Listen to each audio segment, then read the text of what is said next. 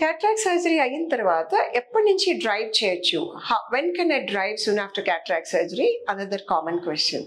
So drive చేయడం అనేది two things. ఒకటి ఏంటంటే మనకి బయట ఉన్న సన్ లైట్ కానీ ఎదురుగుండా వచ్చే ట్రాఫిక్ లైట్స్ కానీ లైట్ కన్ను మీద పడి అంత ఇంటెన్స్ లైట్ మనం చూడలేకపోతాం. సో క్యాటరాక్ట్ సర్జరీ అయిన తర్వాత లోపల ఉన్న ఇన్ఫ్లమేషన్ చాలా మనకి ఇది డ్రైవ్ చేయడానికి అడ్డొస్తూ ఉంటుంది. ఐరిస్ మజిల్ ఏదైతే లోపల ఉందో బయట నుంచి వచ్చే లైట్ ని ఫిల్టర్ చేయడానికి ఉపయోగపడుతుంది.